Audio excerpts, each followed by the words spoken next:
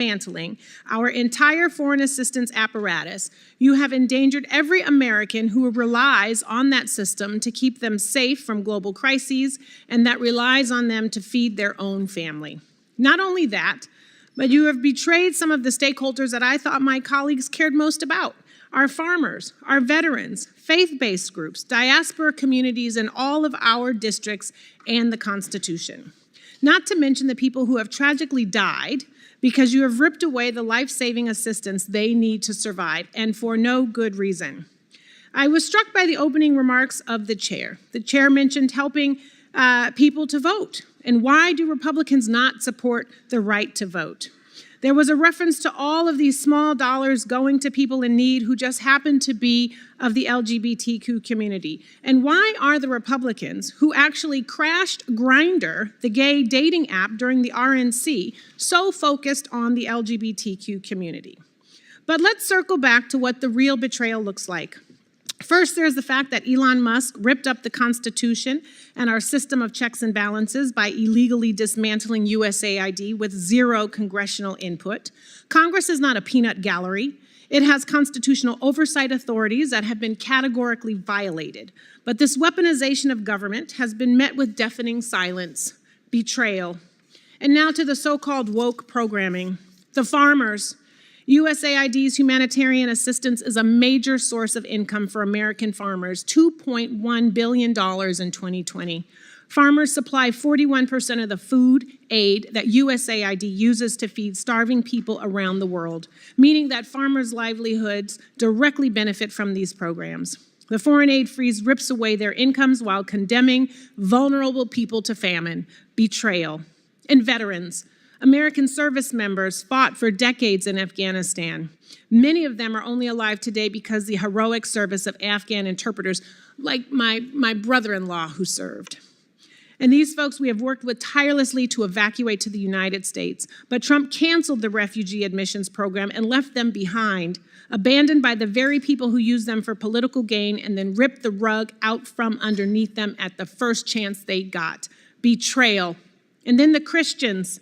USAID supports numerous faith-based groups in implementing humanitarian assistance in some of the world's worst hotspots because their faith teaches them that every human life has dignity, is sacred, and is worth saving. Cutting off aid has forced massive layoffs at these organizations and desecrated their life's work. I guess no one cares about religious freedom when it interferes with a billionaire's political agenda. Betrayal. And diaspora communities. USAID's support for Pakistani democracy organizations and flood relief efforts is now gone. Students in Burma benefiting from USAID scholarships have now been deprived of a better future. Venezuelans who relied on USAID-funded integration services to build a life outside of Maduro's oppressive regime are now left in the lurch, and the Republicans are deporting them back into terror. You can claim to support any of these communities. How you can do that is beyond me. It is hypocrisy and it is betrayal. And finally, the American people. Every American is less safe today because USAID is not out in the field, stopping crises from reaching our shores. If there was a pandemic-like disease outbreak that risked spreading to our shores, we could not respond. If there is a natural disaster in Mexico or the Caribbean that would drive people to our border, we could not respond. The dismantling of those protections is an unequivocal betrayal of the American people. Oh, but what about that new $400 million contract the State Department is just signing with Tesla for Cybertrucks? Because I guess people need Cybertrucks more than they need malaria pills. So now to my questions, if I have time. Mr. Yoho, in your testimony, you touched on the important work of American farmers and the work of American universities in USAID Feed the Future Innovation Labs. What capabilities do we lose domestically, and what domestic constituencies do we hurt by eliminating these programs? Those are important programs that have worked, and by the pause that we have right now, I think the goal is, instead of putting blame everywhere, we focus on how we get these things back online to do the work they have done. If you look at like the RUTF program, the Ready to Use Therapeutic Food program, That's saved over 17 million children, and it sources products from 27 different states in America that provide, income for our farmers, and those are things that we need to get back online as soon as we can, and I think you'll see that. There is a reset. It had to happen. Shame on us when I was in Congress that we didn't do these things earlier. It's done, can't go back, we can only go forward. Thank you, and I yield back. Thank you for the time, Mr. Chair. You're welcome. And in answer to the question, the reason LGBTQ is the focus is because that's what became the focus of USAID and State Department. It was not the exception, it was the rule. We're just reading off the lists of grants and pages and pages and pages more. I now recognize Representative Kim for 5 minutes. Thank you, Chairman Mass, for holding this hearing. I want to thank all of our witnesses for joining us today. The U.S. foreign assistance has long been a very powerful soft power tool to advance our American leadership by building trust with our allies, promoting democracy, stabilizing terrorism-prone regions, and providing market access for American businesses. However, we have seen serious and credible cases of wasteful uses of American taxpayer funds abroad. For example, $2.5 million were sent through USAID to build the electric vehicle charging stations in Vietnam. How is this spending critical to U.S. national security or advancing our American interests? They're not. Unfortunately, these cases of unproductive spending abroad undermine the many targeted, valuable, and effective foreign assistance programs that are essential to our national security.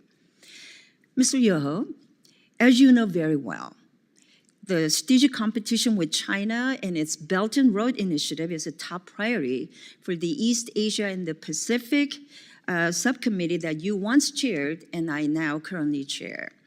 Xi Jinping is watching and he's waiting for the chance to fill any U.S. vacuum. And already there have been many reports of Chinese Communist Party officials signaling their willingness to replace USAID in Nepal and demining activities in Cambodia. And these are just the instances that we know about. Even critics of USAID acknowledge the critical soft power value of targeted and efficient programming.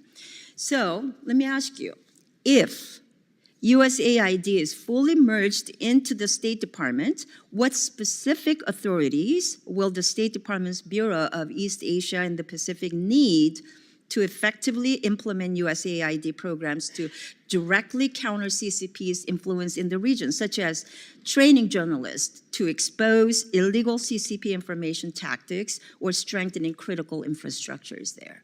I think the important thing they can do is get it back online as quick as they can and put people, authorize them to get back into the field, the implementers.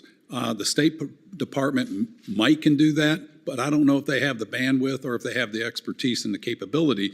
The people that were there on the ground with USAID, as Minister Nazio said, these are the people that have institutional knowledge and they know how to do that. They're not R's or D's, they're mission driven. And I think we can get some of those people back in there that are experts in their field to move America's agenda forward of, are we going to be safer? Are we going to be stronger? And are we going to be more prosperous? And if we do that, those countries will be too. And it counters China. And if we're not there, China will be there. Sure.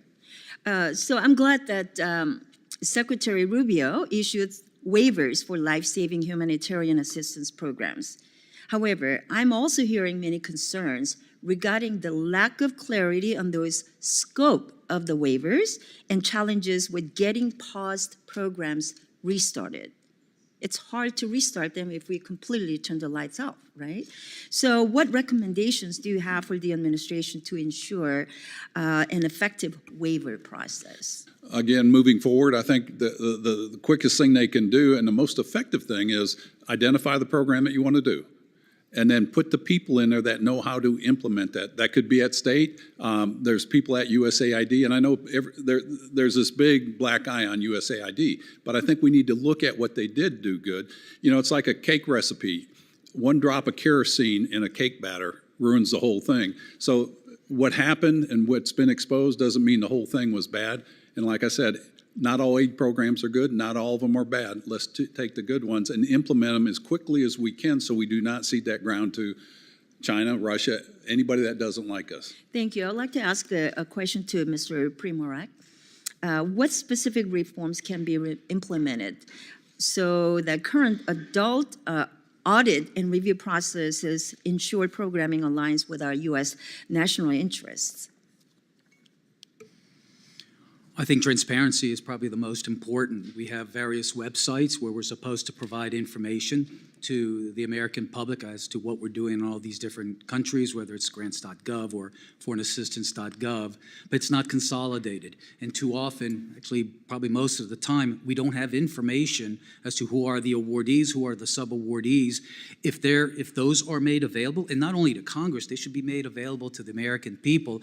I think by having this kind of transparency, that a lot of these bad things happening, people will be a little bit more careful because, lots of people are watching. I appreciate that. Thank you very much. My time's up. Thank you, Representative Kim. Chair now recognizes Representative Titus. Thank you, Mr. Chairman. Thank you all for being here. We've heard a lot this morning of kind of cherry-picking programs out of context and in a very narrow view, and some that just aren't true about the bad things and the weird stuff that USAID has been supporting. There are programs in the Department of Agriculture that I bet we could pull out that show a waste of money and some weird programs that I certainly don't support, but I'm not calling for the dissolution of the Department of Agriculture. It's kind of like Mr. Nazio said, if there's a problem or you don't like a certain kind of program, you can fix that. You can address it. You can discuss it and talk about how to make it better, but you don't destroy it. You don't just throw the baby out with the bath. So why would we do that with USAID when the programs that it does support are so much better, so much more extensive, so much more productive than some of these little things that you've been hearing ad nauseum from the other side of the aisle? One of the areas that I'm particularly interested in that you've heard less about is how USAID supports democracy around the world, whether it's backsliding in some countries or whether it's just trying to develop democratic institutions in others. People are on the front lines in very dangerous situations, often trying to push democratic principles. And we have another number of programs through USAID that helps with that development. Mr. Natsios, would you talk about what happens when we pull out and when it comes to development of countries that would be friendly towards us or would be more democratic? What happens to those people who are on the ground? We know that this is a great source of soft diplomacy, soft power. We've heard generals say every dollar you spend on something like this is a dollar you don't spend on bullets and soldiers having to go and fight a hot war. But if we're not there, what are the consequences for democratic development? My view is that the AID missions in the field are our greatest strength. 2/3 of the staff of AID are not Americans. They're Kenyans or Nigerians, they're Cambodians, they're Moroccans, wherever you are. And many of them go on to be the heads of state, believe it or not. The first woman head of state in Costa Rica was an FSN with AID for 10 years. The first woman vice president in El Salvador was a FSN with AID. The first lady of Peru was a FSN. Her husband got a PhD from the University of Chicago in economics. He was the president of Peru and the first Inca president in the history of the country. All of them devoted to the United States, all of them right of center and honest people. I was in Macedonia just before 9/11 and two of the FSN said, I said, any of you ever run for office? Two of them of our had just got elected to Parliament. And they said, we ran on the platform that we work for USAID. So not having our missions in the field has unintended consequences because we are a recruitment ground for leaders in the developing world who are pro-American. Wouldn't it be better to have someone who got their degree in the United States rather than Beijing to be the head of state somewhere? I think it is. We have a story from Nigeria just a couple of years ago during COVID where the Minister of Health was presented with a Chinese vaccine, Russian vaccine, or our vaccine. And the Minister of Health said, I got my PhD in the United States, or MD, and an AIDS scholarship. We're going with the American vaccines. In fact, I don't want these other vaccines in the country. and they bought them. This is not just a contribution. So having the missions in the field, having scholarship, having relationships with these countries through the missions is very important to build trust. And in my view, shutting them all down is not in our national interest. I understand that Secretary Rubio has sent out a message saying none of the FSNs will be laid off, they'll be integrated into the embassy. But they have to have foreign service officers from AID or people who know development, know procurement, and understand all of the rules to manage them. They can't do a lot of this stuff on their own. So I want one last comment about democracy. I'm a little troubled because I'm looking at the patterns of what's been canceled. All the democracy programs and governance programs have been canceled. Exactly.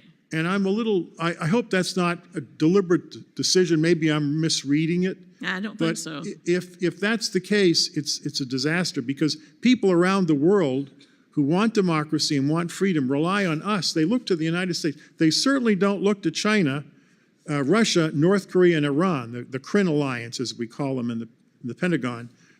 They are our enemies. They're not our friends. And we need to support those democratic forces around the world, in my view. I agree. Thank you very much. I yield back. Thank you, Representative Titus. Chair now recognizes Representative Davidson. I thank the chairman, and look, I appreciate this hearing. It's certainly timely. When we talk about woke and weaponized government, it's easy to get desensitized to the long list of frivolous, frankly, pretty radical programs that are being exposed. You know, stuff like $1.5 million for DEI in Serbia, $47,000 for transgender operas in Colombia, $2 million. The former ambassador to Guatemala talked to me about this, $2 million for transgender surgeries in conservative country like Guatemala. It's a long list. I mean, USAID funded scholarships for people who became terrorists like Anwar al-Awlaki. We've sent, under the guise of USAID, we sent money to UNRWA, which returned funds directly to Hamas. In blatant violation of U.S. law, the Helms Amendment, PEPFAR has funded abortions and killed babies. What is happening in Africa is just the tip of the pro-abortion iceberg that the Biden administration weaponized aid agencies into. It also happens to be against the law that Congress has passed. So USAID funded independent media, so-called, in Hungary, but it was actually trying to run a color revolution playbook to overturn the government, very popular government of Prime Minister Viktor Orban, who's a NATO ally. So let's be clear, this color cultural revolution playbook hasn't just been weaponized against allies in foreign countries, it's been brought home and weaponized against our own citizens right here. If you had unapproved opinions of COVID vaccines or origins of COVID or maybe the Hunter Biden laptop story, there was almost certainly a puppet NGO working overtime on taxpayer dollars, which contradicts the word NGO in the first place, to shut down or deplatform speech in America. That's a clear violation of the First Amendment. So, look, our staff has heard every day from terrible stories about the abuse of our government in conflict with our own national interest in places like Uganda, where if they don't embrace aborting babies, they will be retaliated against and have aid taken away from them. I mean, coercive activities. So thank goodness President Trump has brought us back into the Geneva Consensus Declaration, protecting life, building pro-life, and other values that align with America First policies. They advance our interests, but they also help our allies advance their interests. And that's probably it's terrible to waste the money, but it's also terrible to not just waste it, but to actually work against the interests of the United States. So, look, I agree that there's probably some things, and we'll get to those things, that are good. But when you have a completely non-responsive agency actively working to undermine the guidance that Congress is giving them, they don't steer. So last July, Marjorie Taylor Greene, a colleague of ours, introduced an amendment to defund USAID. And the amendment was defeated 81 to 331. Now, I voted yes, but 331 colleagues were opposed to this somewhat radical change. I bet the vote would be different today. But thanks, Secretary Rubio's going to take charge and say, yeah, we're going to do the good things. We're just going to turn it off and we're going to clean house. And I think that's where they were. We knew there were abuses there, but, that's what we're up against, folks. So let's just, Mr. Primorik, you've written about disgraceful efforts in the Biden administration to bully conservative countries into accepting radical gender theory, abortion policies, a far-left agenda. In a piece last year, you wrote that East African faith leaders viewed USAID staff as, quote, missionaries of evil because the Biden administration hijacked popular aid programs to promote their agenda. Could you elaborate on that? I traveled to Africa a couple of times last year and spoken to many of them who visit here in the United States. And many of them, like me, remember the 1990s, where I was involved in democracy development, and we helped turn the former Warsaw countries into allies of the United States. But these were values that were akin to our Bill of Rights. Things have really radically changed a lot. I've spoken to a lot of faith-based organizations that are feeding hungry. In Kenya, for instance, they have so many refugees from surrounding countries.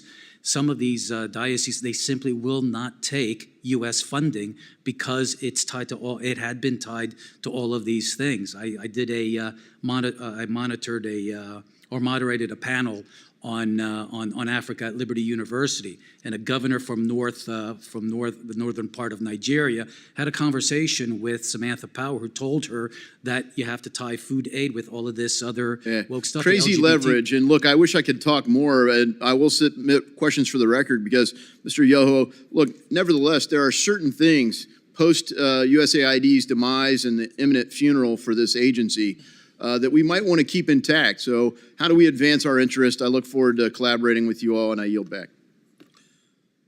Thank you, Mr. Davidson. Chair now recognizes Representative Amo. Thank you, Mr. Chairman. Mr. Chairman, it's ironic that this hearing is called the USAID Betrayal because Donald Trump betrayed USAID.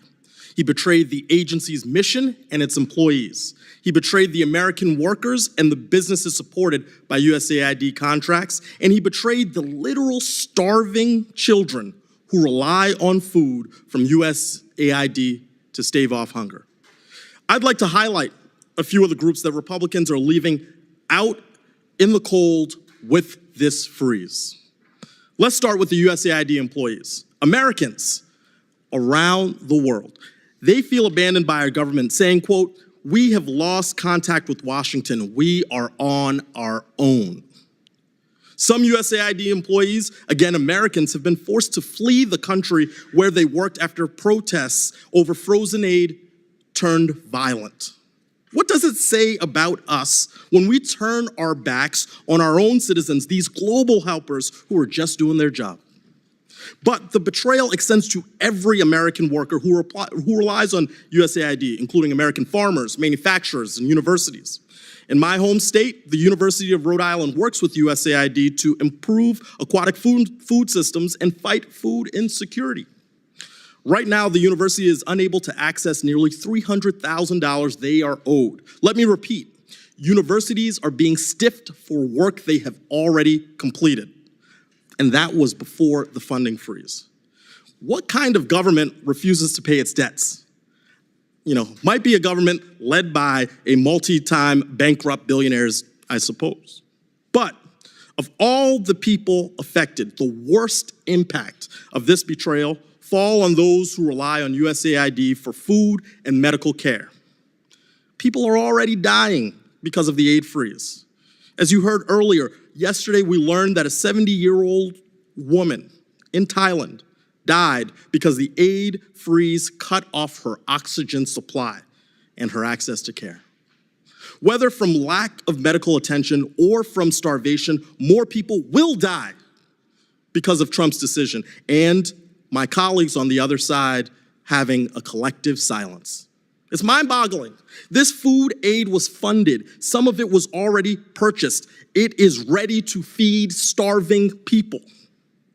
As this Inspector General report finds, right here, before they were fired, USAID stopped work orders jeopardized nearly $500 million in food assistance, leaving 500,000 metric tons of American-grown food at risk of spoiling.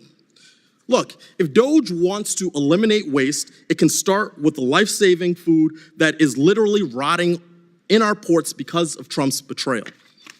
This administration has failed us. It has compromised our national security. We beat our chests about national security. This is hurting it. Adversaries like China and Russia are salivating at our retreat. They are reaching out to our allies and partners to undermine our work across the world. Republicans are abandoning global health work. That's an insane decision after a global health pandemic that we've recently experienced. Right now, there's a deadly Ebola outbreak in Uganda where more than 12 Americans are exposed to this fatal virus. But where's the United States? Nowhere to be found. Look, I worked on President Obama's response to Ebola domestically and President Biden's response to COVID when I worked at the White House in 2 stints. And the number one lesson from the pandemic playbook is that we must contain the virus before it kills more people and makes its way to the United States. It is in our best interests to get involved. So I know I'm running short on time, but former Administrator Natsios, if you could answer quickly, do any of the betrayals that I have explained here today make America safer or promote America's values abroad?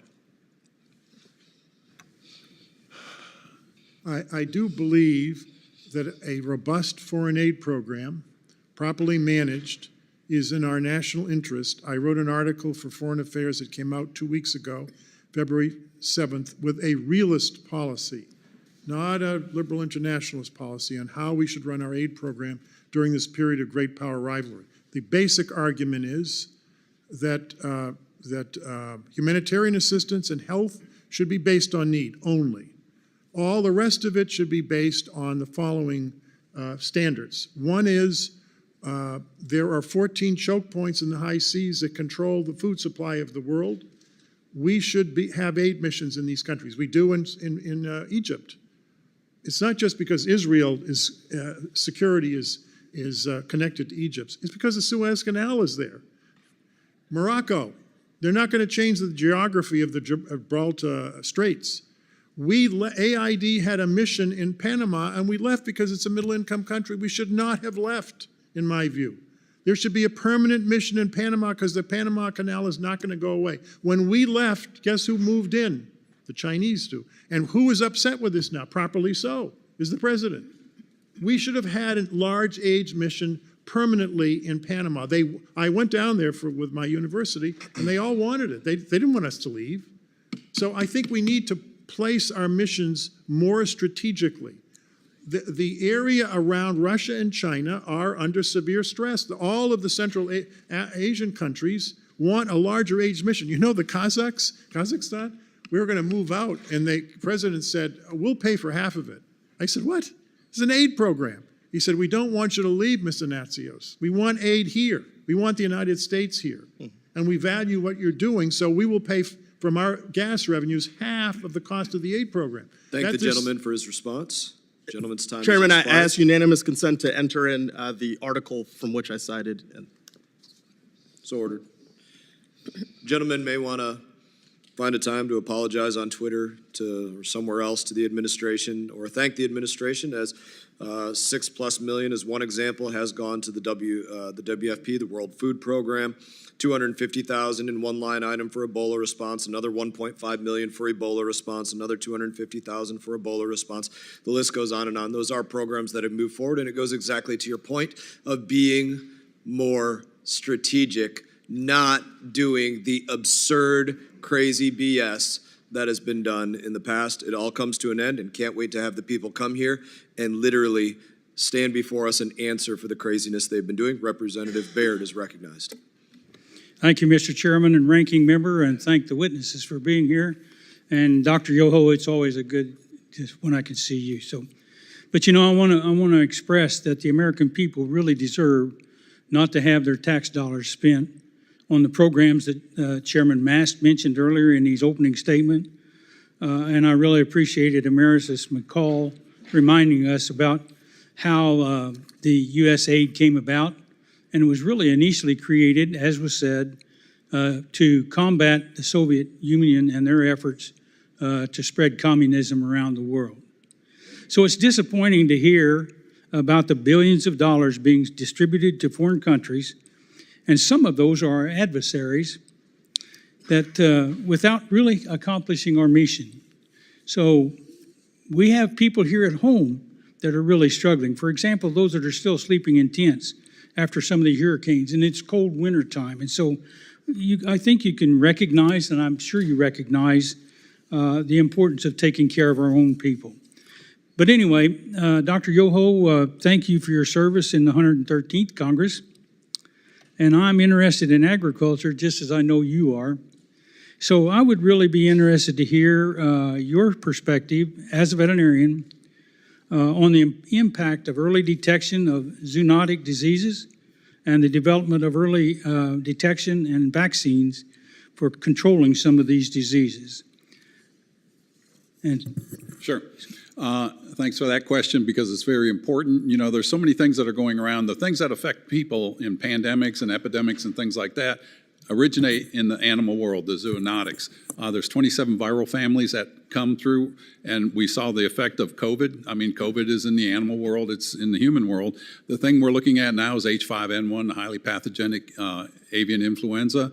We're seeing it mutate and get into the mammals, from the birds to the dairy cattle to the feline population, into the porcine population, and into the human population. This is a very dangerous virus if it gains a hold in the human population and can get to the point of transmission the way influenza viruses did.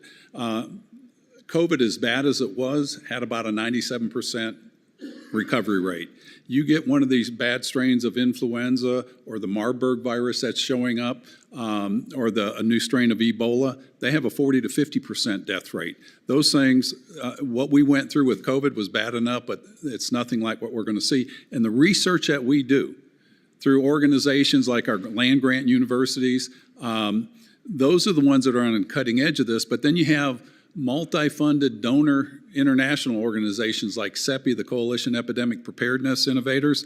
They are doing research on the emerging viruses so that we can have the platform for the vaccines to be developed ahead of time.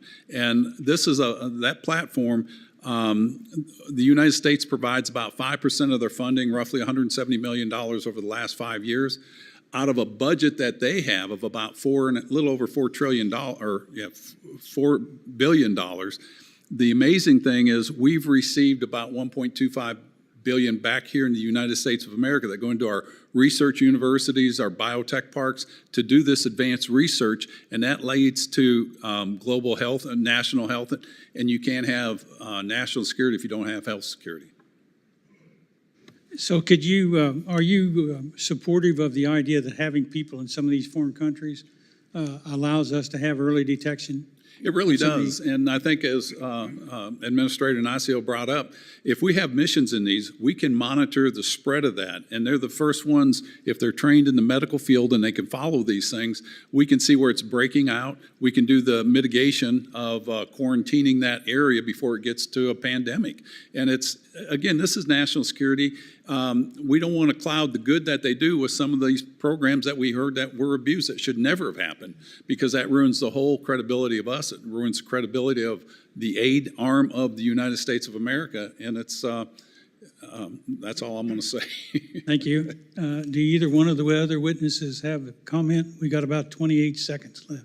I agree with every single word of what Dr. Yoho just said. Thank you. He's absolutely correct. That's And good. I didn't think of adding in the zoonotic, the animal diseases, just from a veterinary point of view, in terms of monitoring. That's a very good idea. Stick around a while.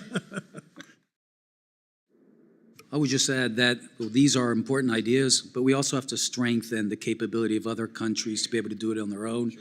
Countries in Africa and Latin America, it's like year after year, we're spending a ton of money and we're not getting ownership from these countries. And that, to me, is a better, more mature relationship. Thank you. Thank you. My time's up, and I yield back, Mr. Thank Chairman. you, Mr. Baird. Chair now recognizes Representative Jayapal. Thank you, Mr. Chairman. Over the past 2 weeks, the Trump administration and unelected billionaire Elon Musk have led a reckless and illegal attack on USAID, freezing funds for an agency that, in the past words of the Republicans' own witness, Mr. Primorak, quote, increase country self-reliance and resilience, all while advancing American values and interests. Stopping USAID's work jeopardizes millions of lives and billions of dollars of investments in American small businesses and farms, all while undermining our national security, diplomatic efforts, and global influence. It's great to be on this committee. Before coming to Congress, I actually spent many years working for a Seattle-based global health nonprofit organization that employs about 1,600 people in my district as well as around the world, and many of our partners were USAID funded, and so I got to see firsthand the direct impact of effective USAID programs and life-saving work all over the world. The devastation that's being caused by this irresponsible funding freeze is alarming and painful, even though Secretary Rubio did backtrack from Trump's order and said that life-saving humanitarian work would be exempt from the freeze on foreign aid through a complicated waiver process. That process has been a mess. Funding has stayed frozen, even for programs with a waiver. And now there's a new directive that again puts any approvals for these waivers on hold.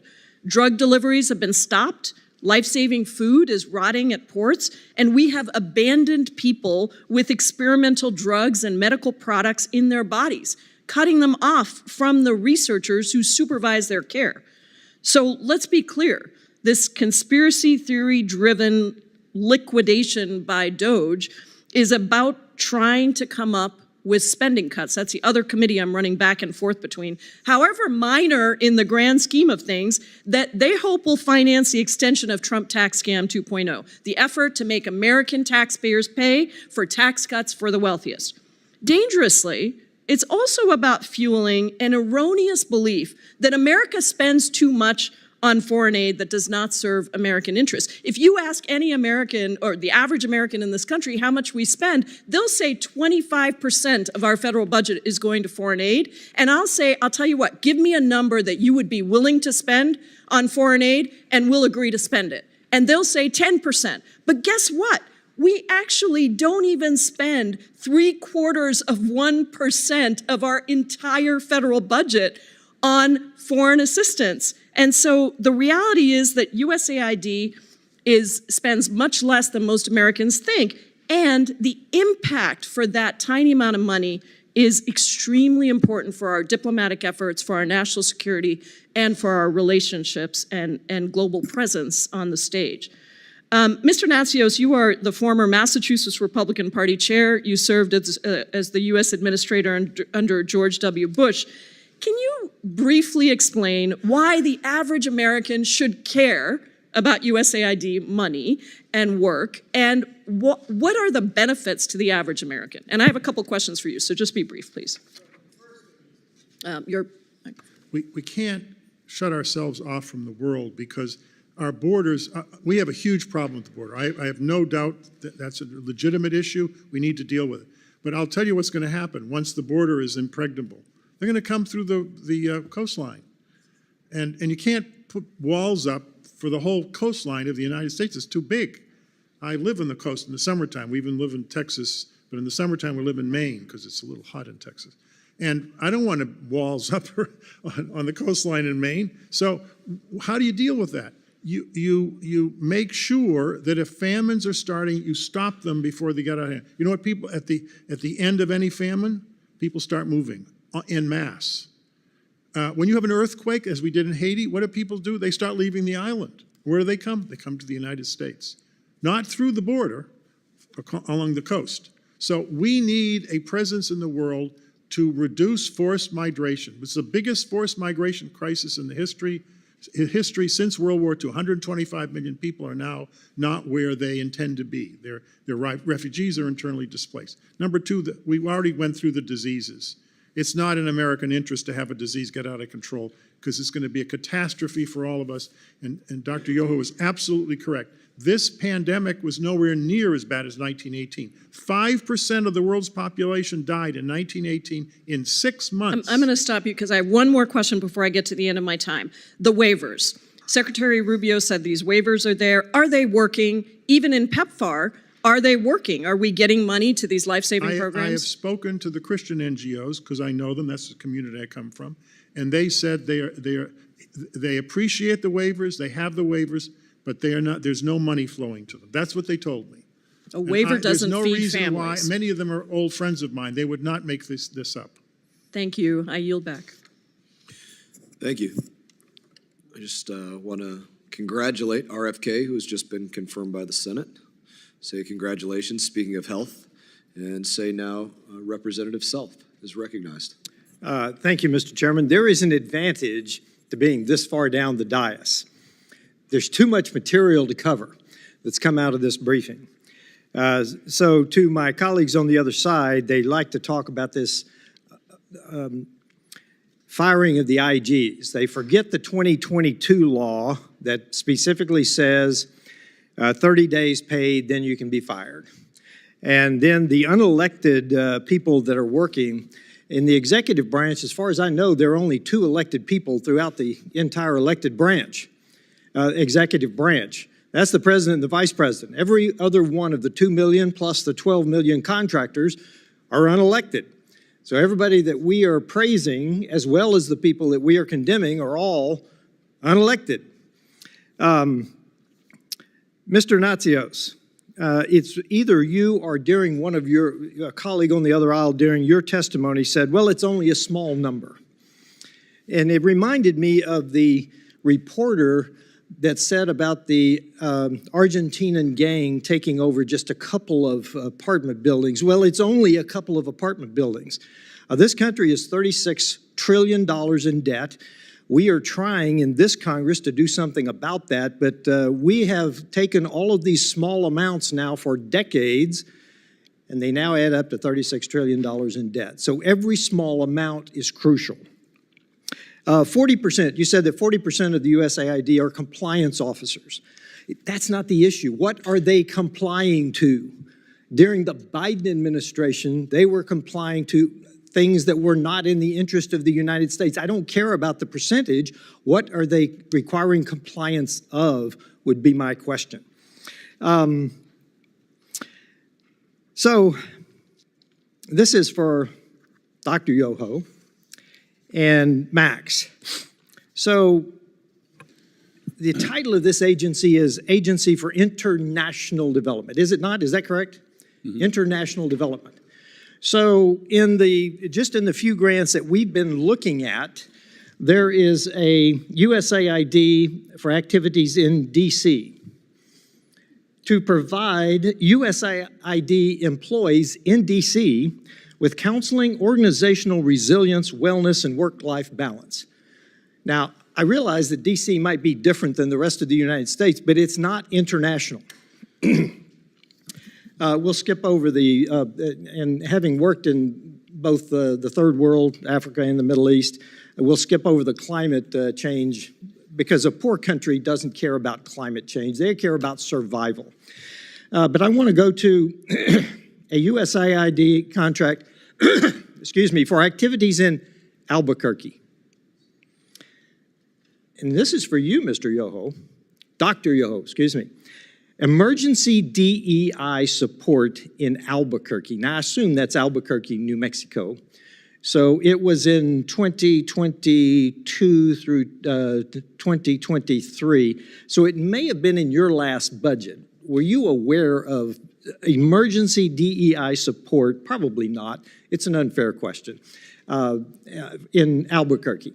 So, and then the last one I want to talk about is another USAID for activities in DC.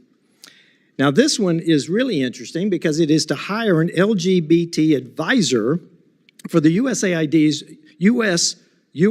Personal Services Contractor Program. But the interesting thing about this is it is to undisclosed contractor. Wow. That one requires some sort of investigation. So my question is, to you, Mr. Natsios, why do we have activities in the United States if this is international development? Well, I haven't read that, so I can't tell what's in, but I can tell you Microphone. Sorry.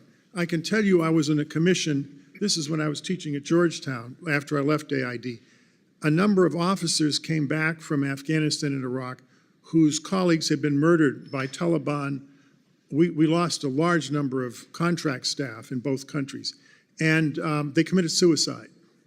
And so they created a commission, which they asked me to serve on, and I did, to see what we need to do when people come back. Because, and this is true for the military, my son was in Afghanistan, I was in the first Gulf War as a major in the Army Reserves that was mobilized. Actually, I was in the Bush administration. I left to go to Iraq. And there's a suicide problem in the U.S. military. So I believe, but I'm not sure, that may have been counseling, because they do it in an organized way. If they see depression when people come back from the field who've seen a lot of violence, then they put them through. I'll actually give you that, because you're right. We still have 17 military veterans that commit suicide every day. Right. I'm on the VA committee as well. I was in Afghanistan and the Gulf for Iraq. Let me mention the compliance officers, what they comply with. It's a very good question. The federal acquisition regulations, which were passed by the U.S. Congress, I might add, it's 2,000 pages long. I tried to read it when I was the aid administrator. I almost jumped out the 4-story window. They are so complicated. They're worse than the IRS code. We have to comply with them. When people say, well, why is the aid stuff so complicated? Let me stop you there, because leadership matters. And in the Biden administration, leadership came from the top. We will not, and Mr. Chairman, I yield back, but that is the central point. It's not the regulations, it's leadership at the top, and I yield back. Thank you, Mr. Self. Chair now recognizes Mr. Olszewski. Thank you, Mr. Chairman, and thank you all for being here and your service. I'll just start with a point my colleague just made about the Inspector Generals. In fact, there are provisions to remove an Inspector General, but again, they were not fired in any of these cases. Inspector General firings, the President must provide Congress 30-day notice and, quote, substantive rationale, including detailed and case-specific reasons for the firing. And to my knowledge, that has not taken place. I really appreciate, again, you all being here. I'll just reinforce the point that was made by Ranking Member Meeks earlier, that I think that as helpful as these conversations are, it would be even more beneficial, especially as a new member, to have representatives of the administration also at the table so that we can hear directly from them about what they're doing, why they're doing it as we exercise our oversight work. I just want to also say, as someone new here, Mr. Chairman and colleagues, I welcome the opportunity to go after some of these programs and some of this spending. I want to be at the table with all of you. I think that we can agree that several examples that were cited today merit investigation, defunding. If there was inappropriate action, there should be action taken.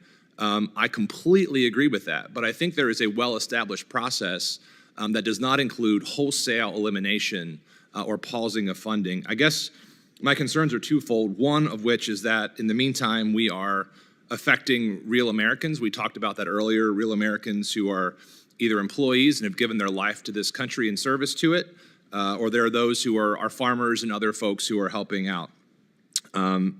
So as we think about this work, I'm particularly concerned about the funding freezes that are being taken place. Congress explicitly has the power of the purse under Article 1 of the United States Constitution.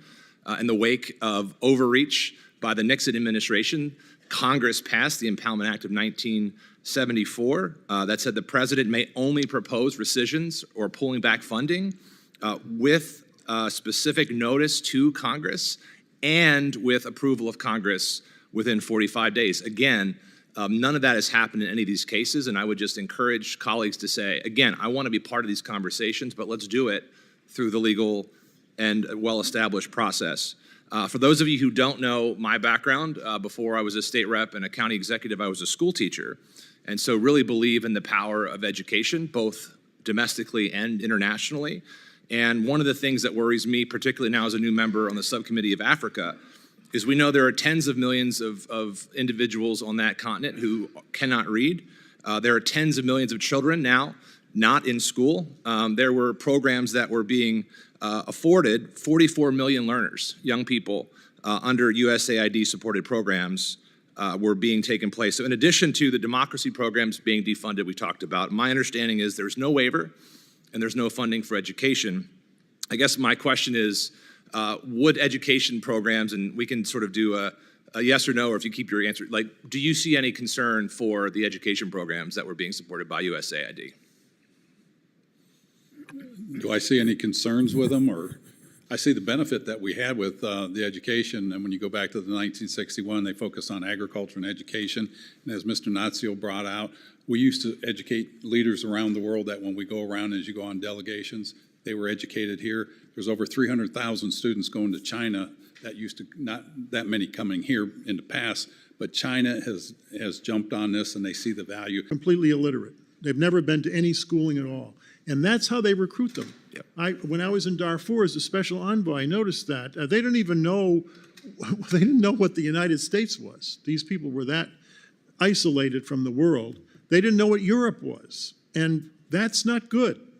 It's destabilizing, and it affects us when these groups start attacking. Sometimes they attack Americans. Yes. So. Just reclaiming a little bit of time. I completely agree with both of you. Thank you for that response. I think as we think about economic development, as we think about world security, people are less likely to endorse political violence, to join those when they are educated. And so as we're taking that step, I would just welcome, particularly you, Administrator Natsios, how you would go about through a legal framework if you were working in the position currently, if you could follow up this committee, how you would go through and actually make those changes to programs that are of concern without jeopardizing all of those other actions. Well, you can put some of it in statute, and I certainly would, but part of it is the two parties working together, which is, when I was in office, the two parties they supported aid, and they helped me a lot, I have to tell you. And when we needed support, I got more support sometimes from the Hill than I did from the other branch. I'll say sign me up and amen to that. Thank you, Mr. Chairman. I yield. Thank you, Representative Olszewski. And I would just say that the authority for Secretary Rubio to consolidate, reduce, eliminate, it does fall, though you were not here, in a law passed in the 2024 appropriations, SFOPS appropriations, section 7063, where you can expand, eliminate, consolidate, downsize, cover department agencies, expand or reduce the size of permanent civil service, foreign service, the list goes on and on. And again, I would also remind everybody that all but 3 Democrats voted for that, that are on this committee that were here at the time. And I now recognize Representative Moylan. Thank you, Mr. Chairman. And as many of my colleagues previously mentioned, the U.S. Agency on International Development is in dire need of reform. And the chairman has already done an excellent job highlighting some of the wasteful and burden that has burdened the American taxpayer, both in this hearing and on YouTube. Yet, when we talk about how USAID betrayed the American people, it's also important to recognize some of the good USAID has accomplished when done right. Being from Indo-Pacific, I know the critical role that U.S. foreign aid has played in disaster response. As an example, when done right, USAID has provided much needed humanitarian assistance to Japan after the 2011 Fukushima disaster. Specifically, USAID deployed its disaster assistance response team to Japan for almost 2 months. With many similar examples elsewhere, USAID's track record in disaster assistance has proven to be a positive force when done right. As an alumni, I can also speak on the incredible partnership USAID provides to the University of Guam and other academic institutions by offering internships, fellowships, and grant opportunities. And when done right, USAID has made it possible for the U.S. to connect with other nations on a societal level. After disasters, they fund DEI seminars. My hope is that Secretary works, but hopefully it's clear that USAID needs to change. Dr. Yoho, your previous foreign affairs legislation highlighted the strong relationships between the U.S. and partner nations in Pacific and Asia. Where do you think USAID succeeded in this region, and where do you think it needs to improve? I think where it's succeeded, there's multiple examples of that. You look at the work they've done with organizations like CEPI or in the food programs and the educational programs like you brought up. Those create goodwill that make us stronger. programs like we've heard talked about today drives nations away from us, and if they drive them away, it makes us weaker. So we need to focus on those. I work a lot in the agricultural sector my whole life as a veterinarian, and working on food security and taking that knowledge and going into the island nations, or whether it's in Africa, wherever it is, teaching them our best practices that we've learned, and then teaming up with aid, USAID, to carry these out and then wean these countries off. It creates trading partners. It just makes us stronger in the end, and it creates that relationship that we have that's going to make us both more secure. Thank you. For Mr. Pomerak, your contribution to Project 2025 focuses on foreign assistance role to counter PRC efforts. Now, despite the fraud, waste, and abuse, the programs that work in USAID are incredibly diplomatic tool. How do you think we can maintain necessary USAID programs like disaster response, health, and economic growth while trimming this mismanagement? Thank you. Actually, when I was leading the Bureau for Humanitarian Assistance, I had to deal with many disaster responses, and we did it quite well. We also had a very good and robust to counter China framework there. Unfortunately, the next administration just tore it all down. I think when we're talking about how do we prevent losing the good by taking away the bad, that we have to regain the trust of the American people. And right now, the more they learn, the more they're distrustful. That's why I think this review, this pause and review, is very important so that the American people can feel that, no, all of this bad stuff is gone. Thank you. Thank you. And for my final question, Mr. Natsios, if you can, could you please explain some of the challenges associated with the Pacific and Asia time during your tenure, please? I can get that right. Well, China was not as big a threat when I was in office. In fact, Hu Jintao was very helpful in getting the Sudanese government to be responsible because President Bush called him and asked him. And China was liberalizing then, and that's been reversed by Xi Jinping. I think Xi Jinping, I shouldn't say this, but it was a disaster for China. I think Hu Jintao, if they followed the route he was taking, China would not be what it's doing now. And I think it's really sad. The Asian countries feel very threatened. I was just in Bangkok, I think it was in October, and we talked to, my delegation talked to a prominent political scientist, and this is what he said. And there were Chinese in the room when he said it. He said, "We love America, we love freedom, but you're unreliable. You come in, you come out, you leave, we can't predict what you're doing." Thank you very much. And the Chinese are always here. Thank you. Mr. Chairman, thank you. Thank you, Representative Moreland. Chair now recognizes Representative Jackson. Thank you much, Chairman. I think it's important to hear the voices of employees directly impacted by this administration's effort to dismantle USAID. One foreign service member recently filed a declaration declaring how the chaos created by these abrupt actions of USAID being shut down jeopardized his and his family's safety during the recent evacuation from the DRC. I ask unanimous consent that his account be entered into the record book, Mr. Chairman. It's a harrowing account of we've left our employees abroad stranded because of the rashness of this decision. I have this entered into the record, Chairman. Mr. Primark, thank you, and thank you, Mr. Yayo and Natasha, for coming out today. Mr. Primark, you've written extensively in Project 2025 about your critique of USAID. May I ask you, do you work with any of the members of DOGE or DOGE? How do you pronounce the name of the committee? No, not at all. No communication whatsoever. Do you know the pronunciation of that organization? I just call it Doge like others do. Okay. Is it a private firm or is it a government entity? It's a government entity, and the people working for it are government approved. It was formed by who? The President of the United States. And how is it funded?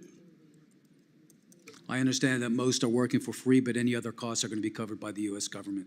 If they're working for free, who's paying them? Are they employees of Mr. Musk? I have no idea. Okay, I just know that you have an extremely close working relationship with the organization. And how many years have you worked in foreign affairs and in foreign aid? About 35 years, different capacities from NGOs as a contractor, State Department, working for the office of or for the Vice President, and also directly with USAID. Thank you. Is there anything that a 19-year-old could tell you about USAID that you don't understand from your years of experience? My understanding is that they're technical staff. Can any of those 19-year-olds teach you something that you don't understand about USAID? In terms of anything to do with data overview and looking at things, I'm just clueless, sorry. Okay, well, thank you so much. I think for the record, I'd like it to be clear that you and I would probably have a difference of opinion on what diversity means. In this African American History Month, Mr. Frederick Douglass had written an article and a speech regarding composite nation, that this is a land of many different cultures, races, ethnicities that have all come to call this great land home. And if we're looking at the future of Africa in the year 2050, being 1 in 4 human beings on Earth, that there should be a push for cultural diversity, expanding how we reach out to people. And so when we talk about America and USAID betrayal, I'd like to put the I on DOGE. Not one member on this panel has had anything to say or do with the cuts of food. And let it also be entered into the record at this moment, the irony of the richest man on earth taking food away from the poorest humans on this earth. Let it also be entered into the record that the most powerful man on earth is denying food assistance, medical assistance, malaria vaccinations to the poorest people on earth. We don't need to operate in this chaotic manner. I would like to ask Mr. Natsios, how should this project work? How should we be convened today that would make this more productive? Sorry. This is a more radical proposal, but I had proposed this in Foreign Affairs some years ago. I think we need to consolidate the MCC, the DFC, AID, and a couple of the foreign aid parts of the State Department into one department and raise the visibility and integrate the programs more. I don't think, for example, there be a representative for the DFC and the MCC in each country that they work in. They can have the aid mission do that. They could be an integrated mission for all of these purposes. There are countries where there's CDC and AID running the same program, PEPFAR. It's never been corrected. Frankly, they fight with each other. It's embarrassing and it's duplicative, and there's no need for it. I think they should put one agency in charge of the whole thing, and that's it. That's what happened with the malaria program, and it's worked very well. The third thing I would do is decentralize. Now, with what's going on now, no one will agree to this, but the literature on bureaucratic processes, James Q. Wilson, my favorite writer, who's, by the way, a conservative, he says decentralize every administrative function at the lowest level where people have knowledge of what's going on. You have to have oversight in Washington. But AID during the Cold War was the most decentralized agency, and it drove the Russians crazy because the mission directors and the ambassadors could be responsive to the local president and the local prime minister, and that's one of the reasons we won the Cold War. We helped win the Cold War through AID because we were highly decentralized and very responsive. Right now, there are 275 earmarks in AID. We tell the country because we don't have any choice. The whole budget, there's no flexibility in the budget. Thank you, gentlemen, and I yield back. Thank you, Representative Jackson. I would wonder how many transgender operas they funded during the Cold War. Probably not many. Chair now recognizes Representative Biggs from South Carolina. Thank you, Mr. Chairman. I appreciate your efforts in organizing this important hearing, and thank you to our witnesses for your testimonies today.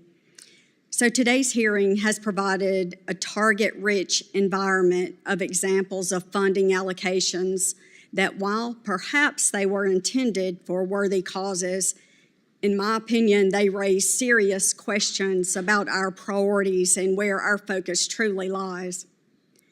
These include, and we've mentioned many, but just to name a couple others, $3.3 million for being LGBTQ in the Caribbean, and $37.6 million for sex workers, their clients, and transgender individuals in South Africa. While I acknowledge the complex global changes USAID seeks to address, we must ask a fundamental question. Are we truly fulfilling our responsibility to the American people when we allocate tens, if not hundreds of millions of dollars for programs abroad while neglecting critical, and yes, I said critical needs right here at home, just like districts in South Carolina's 3rd District, which I represent? I struggle to explain to veterans in Newberry County who's fighting to find a job why our resources are directed overseas to programs that don't enhance our national security instead of supporting his career prospects. We've mentioned health care. I watched a veteran with his face in his hands sobbing because he couldn't get health care needs met. We've talked about the mental health needs that he couldn't get met. And he said to me, I feel like I'm a hamster in a wheel. I can't get out of the process. I find it difficult to justify to families in Greenwood that are facing mounting medical bills while resources are being spent on programs abroad, when those funds could expand access to vital health care services in their own community. I question how we can prioritize funding initiatives overseas, when we have cybersecurity vulnerabilities in Anderson County that threaten local businesses and critical infrastructure. For those of us who are guided by Christian values, the principle of charity begins at home. It resonates strongly with me. While we are called to care for all of God's children, there is also a natural and an understandable inclination to prioritize the needs of our immediate community, our fellow citizens, and those within our own nation. Let me be very clear. This is not about abandoning our global responsibilities. It's about investing in the very foundation of our nation, our communities, our families, and our future. It's about ensuring that the hardworking people of South Carolina's 3rd District and all across the nation are not left behind while resources are directed to woke programs that do not advance American interest. So my question to our witnesses is very simple. What went wrong, and why did the oversight measures fail to prevent taxpayer money from being spent on wasteful programs that don't put America first? Accountability and transparency, and it's this body, and I was a part of this body, we didn't do our job, is what I feel. The American people sent us up here to do something. We hear the IG reports, this person that got fired, he got fired, he was the IG, made a report, gets fired. There's an IG report every year. We don't act, and if we don't act, this is what happens. We complain about everything that's bad, and then we don't act, and then when somebody like Trump comes in, and there'll be somebody after that. And when they come in and they do this, we get upset. We've got to fix Congress. That's why people send us here. I would also add that what I've seen over the past 25 years is the progressive left has gradually just seized control over the entire foreign aid industrial complex. And that's something, the political sociology of the industry has to be changed. If we're not, otherwise we're going to have this same vicious circle occur again and again. Thank you. Just let me add, there is a large number of Mormons at AID. I've never met a communist Mormon before.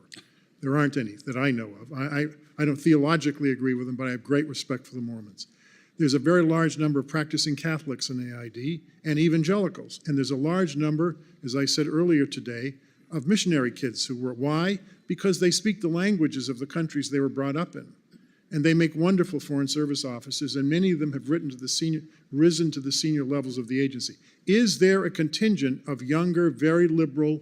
Yes, there are, but it's very mixed.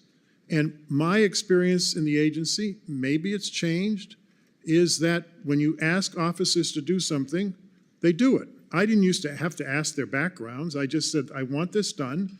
And if they didn't do it, I would take action. I actually fired 16 senior people when I was in office. Thank you, Mr. 3 or 4 were Natchez. political. Gentlelady's time has expired. Even if they're Catholic, if they're doing LGBTQ musicals in Ireland, their time is coming to an end. The chair now recognizes Representative Connolly. Thank you. And Ted, welcome back. It's good to see you. Mr. Natsios, when you were a administrator, did you oversee an agency that was rife with LGBTQ dances in Ireland and, I don't know, condoms to the tune of 2 million in Gaza and all kinds of iffy, marginal, flaky projects that were funded with U.S. taxpayer money, bringing dishonor to the United States of America?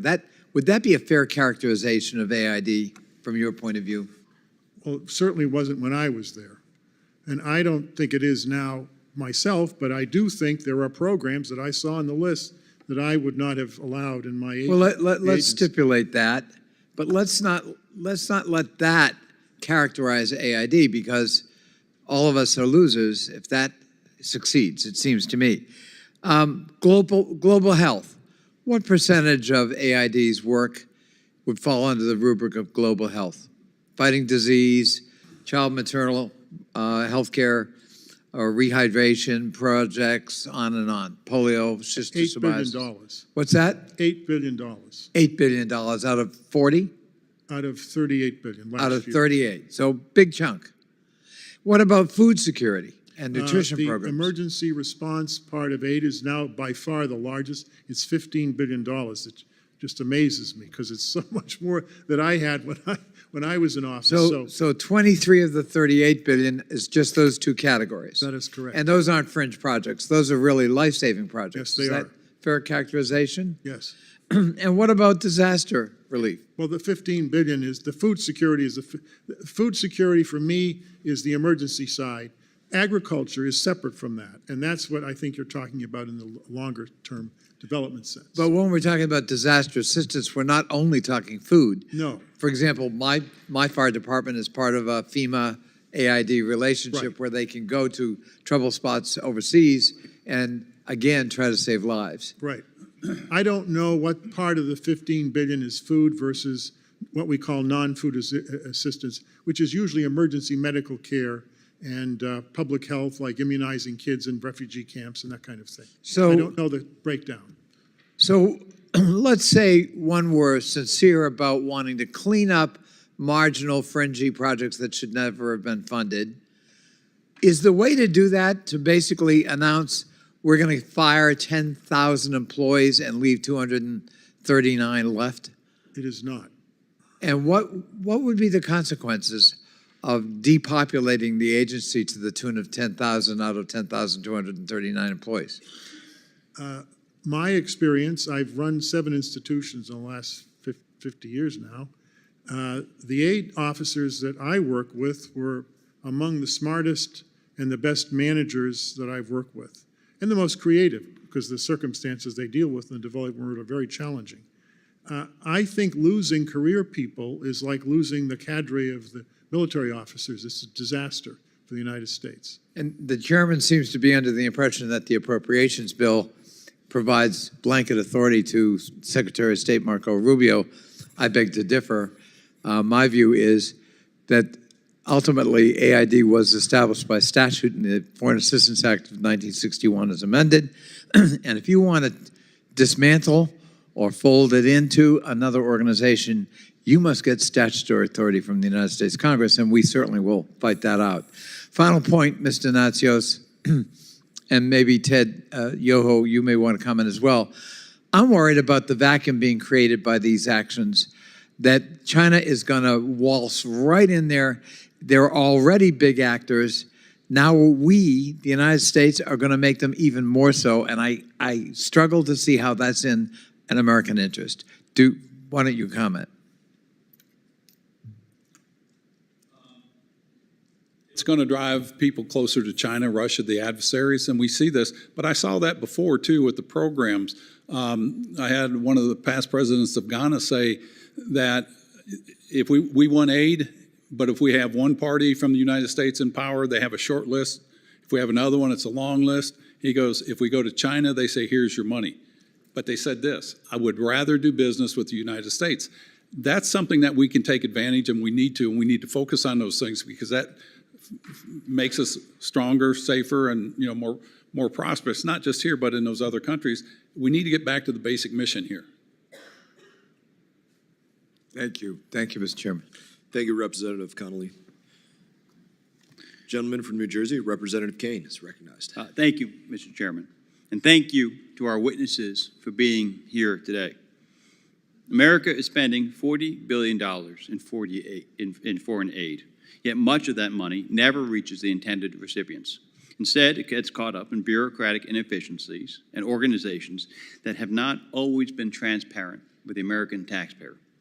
A USAID report published in June of 2023 under the Biden administration noted that just 1 out of every $10 reaches the actual people in need abroad. A recent study by the Middle East Forum revealed that USAID awarded $164 million in taxpayer funds to extremist organizations, including $122 million to groups linked to designated terrorist entities. I believe that my colleagues here would agree that this reckless spending has drifted from American interests and instead has benefited foreign interests. It is time that we commit to cutting waste, fraud, and abuse in government funding on programs and initiatives that do not align with American values. American people deserve to know where and how the money is being spent and how they align with the U.S. interest.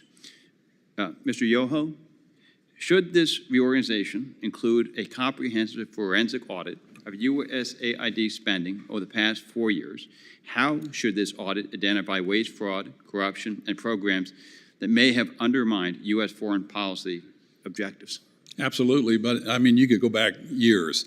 But it's a great opportunity for bipartisan leadership conducing oversight and defining the priorities and the parameters of future USAID assistance programs.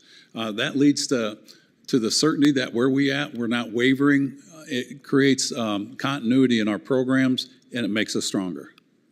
Yeah, as you were just, I'm sorry, go ahead. And it must be done in a bipartisan effort. If not, it'll go away with it when tides change. Well, as you had just said in your previous answer to another question, you're right. The best policies here and abroad are consistent over administrations. Sure. They are transparent with the American people as well as people looking from abroad. And so having that bipartisan strategy and consistency is extraordinarily important. What are ways you think that we can ensure that they are consistent over time, these policies?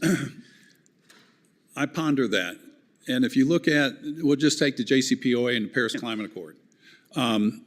President Obama put us in both. President Trump took us out of both. President Biden put us back in both. President Trump takes us out. Stand on the sidelines as another nation looking in at America. They're like, these people don't know what they're doing. We have no confidence that we're exuding. Congress, I think, can direct it as this is the policy of the United States of America and give leeway to the executive branch in times of emergencies. But if we don't have a policy of the United States versus a Democratic Party or a Republican policy, and that's the spoils of winning an election, but they should also focus on what's best for America instead of what's best for a party. And until we do that, we're going to go back and forth on this, and it's up to us and, of course, the American people. And so how would you, if you were structuring this legislatively and making sure it's bipartisan solutions that's consistent over time, how would you structure that under your best vision? I think it's just getting consensus and building a bipartisan movement in this, and you've got a great opportunity. This Congress has an opportunity you haven't had in over 40 years with the Supreme Court ruling on the Chevron deference case.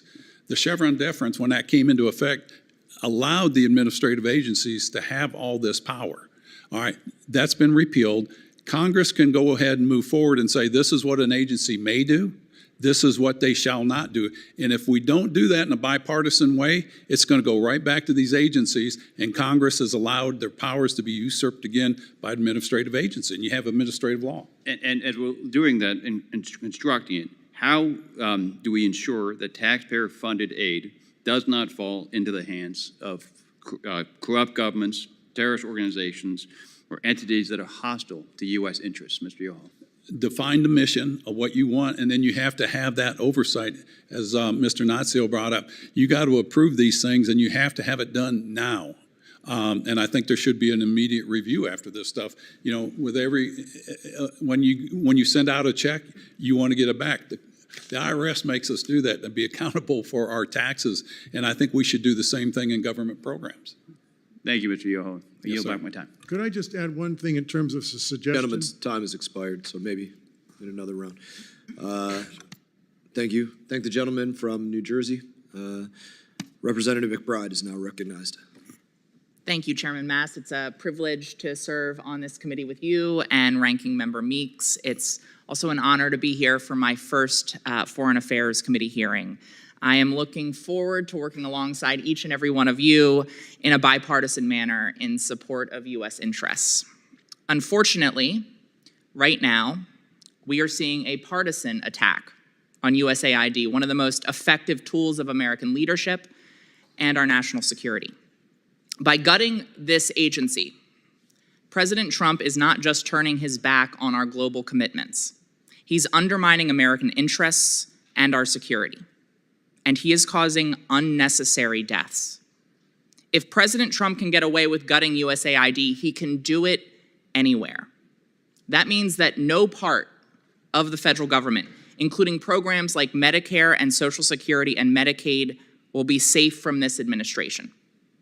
The president and the majority conference in this House are fostering opposition to vital government programs by mischaracterizing diversity efforts and using it as a Trojan horse to gut programs that all Americans rely on.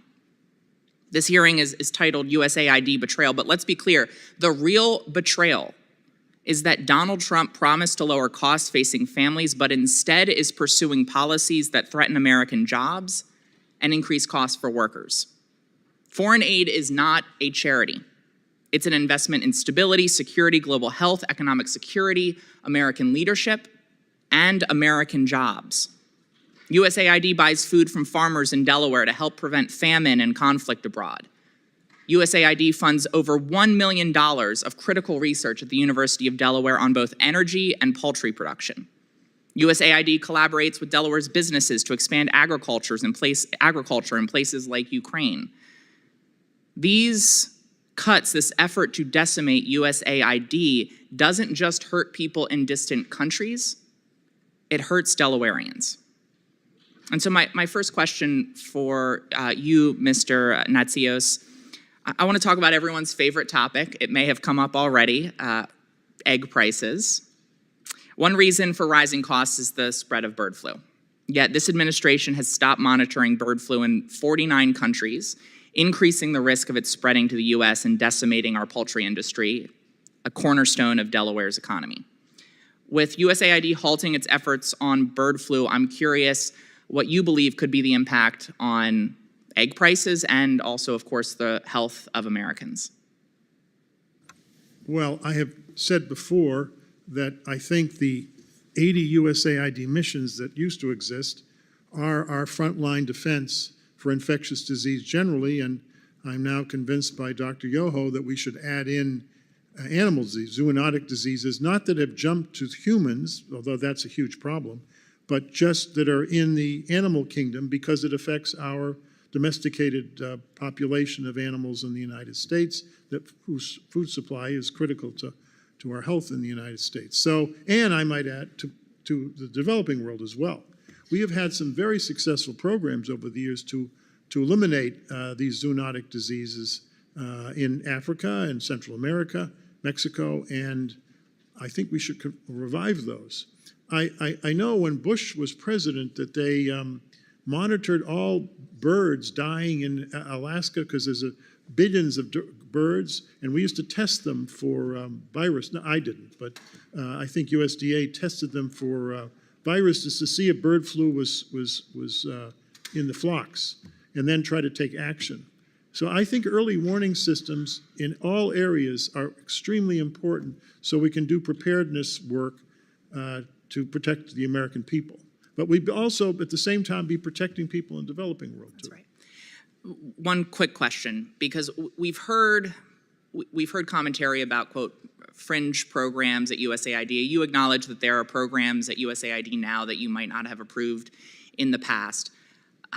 I think we've already seen that there have been most gross mischaracterizations of programs, that there have been outright mistruths said about USAID programs right now, and that many of the sort of most outrageous things that we're hearing turn out not to be accurate. And you led, and I'm running out of time, but you led USAID when PEPFAR was created under President Bush. I'm curious if you believe that there are elements of PEPFAR which have saved 25 million lives globally, that there are elements of PEPFAR that could be mischaracterized and sound a bit outrageous. I suppose there are. I actually wanted to include more local input into how they structured and how we structured the program in each country, because it's very standardized. And I'm not into central standardization in aid programs. I'm a decentralist.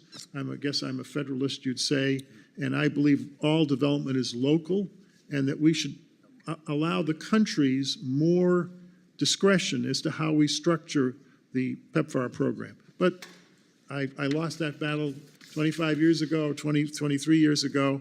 If it were reauthorized, I'd add a lot more local discretion in terms of structuring the program. Representative's time has expired. Chair now recognizes Representative Radwagen. Thank you, Mr. Chairman. Talofa lava. I want to thank the three of you for testifying today. Congressman Yoho, it's good to see you. I want to thank you for all the good things that you've done in the region. You've been a true friend of the Pacific.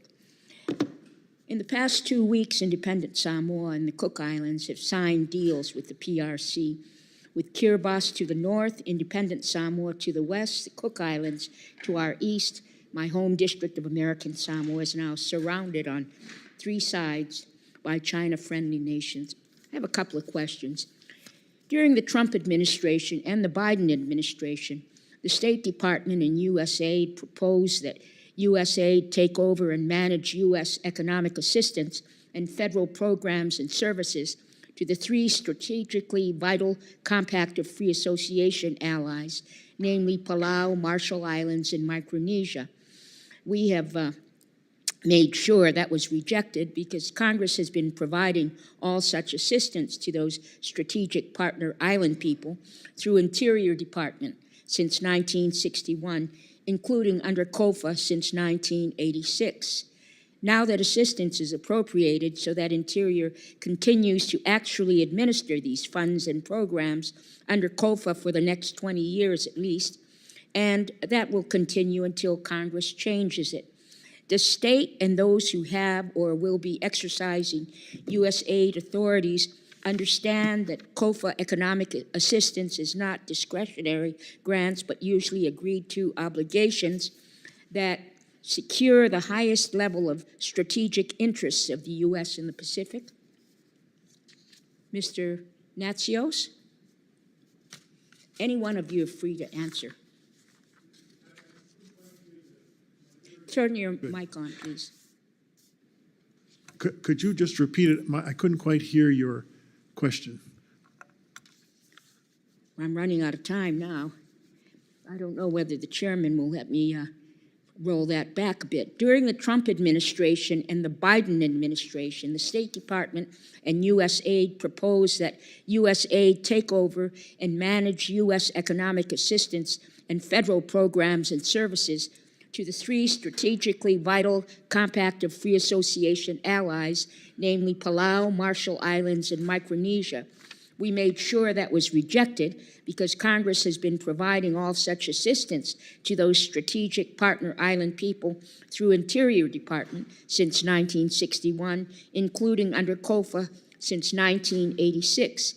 Now that assistance is appropriated so that Interior continues to actually administer these funds and programs under COFA for the next 20 years at least, and that'll continue until Congress changes it.